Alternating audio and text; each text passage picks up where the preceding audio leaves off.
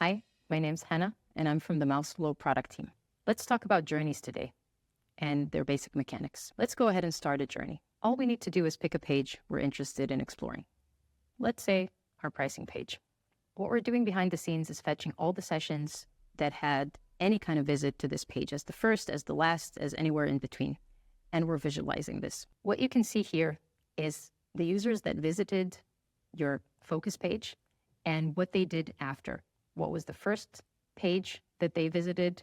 Some of them went to pricing monthly, some of them went to sign up, some went back to home, and so on and so forth. You can go as far up as 10 steps in this direction, and you can also see how they ended up on the pricing page to begin with. It might not have been their first page on the session. So here you can see, for example, that a lot came from the homepage, which is not surprising. You can go back 10 steps here as well. If you click on a node, you have a few actions. You're able to see the heat map of this particular page. You're able to set this as your focus step if you suddenly see something interesting that makes you change the direction of your analysis.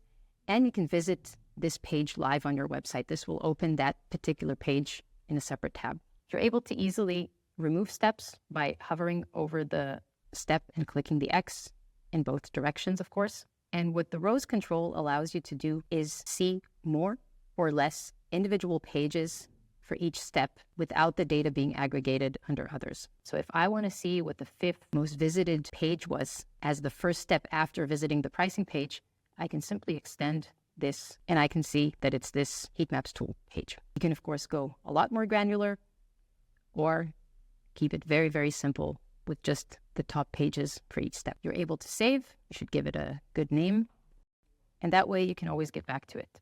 It will save your focus step, the number of steps that you've seen in each direction, and the number of rows you chose to display. You can always find it again by going to the Journeys Overview page and clicking on your desired journey. That's it for today.